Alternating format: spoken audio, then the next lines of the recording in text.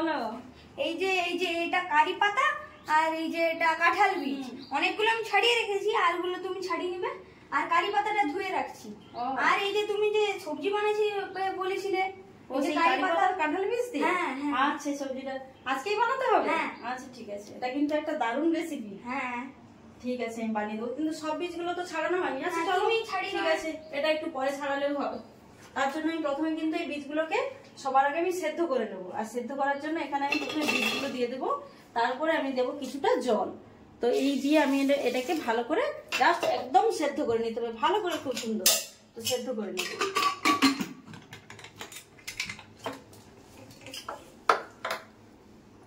আজকে কিন্তু একটা ফাটাফাটি রেসিপি হতে চলেছে কাঁঠাল বীজ দিয়ে কারি পাতা দিয়ে। আমি যেটা বানাবো সেটা হচ্ছে একদম কাঁঠাল বীজের কোপ্তা কারি।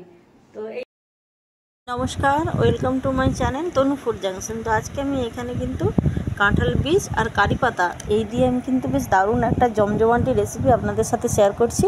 আর ভালো লাগলে অবশ্যই লাইক কমেন্ট করুন, আর আমার চ্যানেলটাকে অবশ্যই সাবস্ক্রাইব করে রাখুন, কারণ এই রকমের বিভিন্ন রকম নিত্য নতুন রেসিপি আমি আপনাদের সাথে নিয়ে আসব।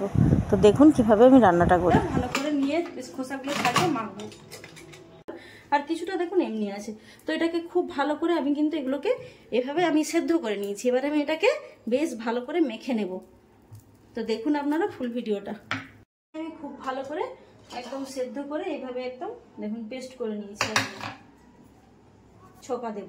তো তার জন্য প্রথমে আমি এখানে দিয়ে দিচ্ছি একটুখানি অল্প জাস্ট একটু সরষের তেল,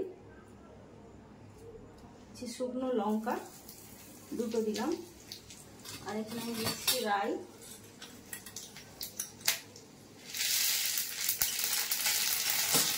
আর দিচ্ছি এখানে কুচো করা দেখুন রসুন।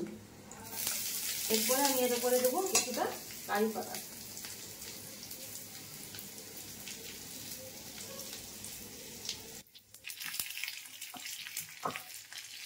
এই কাঁঠাল বীজের সাথে কারি পাতা রাই সরষার এই যে ছোকাটা আমি দেবো না, এটাতে ভর্তার টেস্ট আরো দ্বিগুণ বেড়ে যাবে। আর সত্যি কথাই বলতে মানে যাই বলুন, আপনি মাছ মাংস বাদ দিয়ে এটা কিন্তু খেতে হবে। তো দেখুন এটা এইভাবে আমি এবারে কিন্তু এর মধ্যে ভালো করে মেখে রেখেছি। তো এবার আমি এটার মধ্যে দিয়ে দেব, দিয়ে বেশ ভালো করে এটা পরিমাণ মতো নুন দেবো। নুন দিয়ে লঙ্কাগুলো আগে ভালো করে মেখে নেব।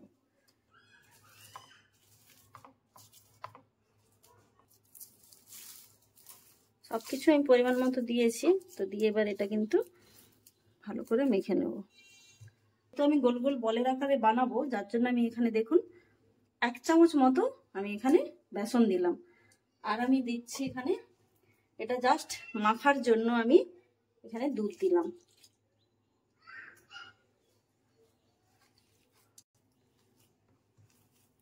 এইভাবে আপনারা মাখবেন। মেখে এটাকে এগুলো আমি এইভাবে গোল গোল করে বলের আকারে আমি সবগুলোকে রেডি করে নেব। তো দেখুন একদম কিন্তু গোল গোল করে বলের আকারে এগুলো আমি রেডি করে নিয়েছি। তার কড়া এবারে কিন্তু কড়ার তেলটা গরম হয়ে গেছে, এটা আমি রিফাইন তেল দিয়েছি। তো এগুলো কিন্তু আমি ভেজে নেব।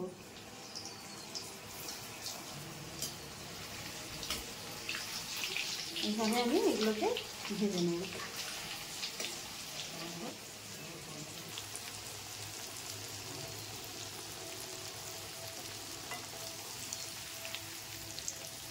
এবারে সব নিয়ে নেব বলগুলো। তো দেখুন আমার ওটা কিন্তু ভাজা হয়ে গেছে। এবারে কারিটা বানানোর জন্য আমি এখানে তেলটা আছে ওতেই আমি পেঁয়াজ কুচোটা দিয়ে দেব। পেঁয়াজটা দেখুন আমার একদম কষা হয়ে গেছে। এবার আমি এর মধ্যে দিয়ে দেবো আদা বাটা, আর দেবো এখানে আমি একটা রসুন বাটা।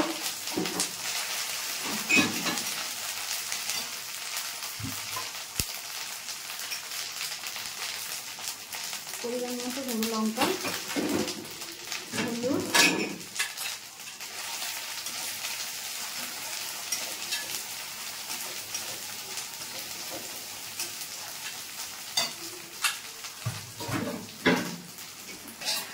মশলাটা কিন্তু আমার তেল ছেড়ে গেছে। তো এবারে আমি এখন পিউরি টমেটো পিউরিটা আমি দিয়ে দেবো।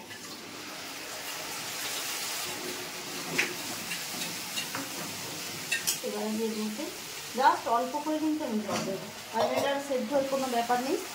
জাস্ট আমি দেবো আর নেবো, দিয়ে দেবো আর একটু। এবারে কিন্তু আমি রেডি কোপ্তাগুলো সব দিয়ে দিচ্ছি। তো দেখুন আমি কিন্তু আর বেশি ফোটাবো না, দেখুন একদম আমার এটা কিন্তু একদম রেডি হয়ে গেছে।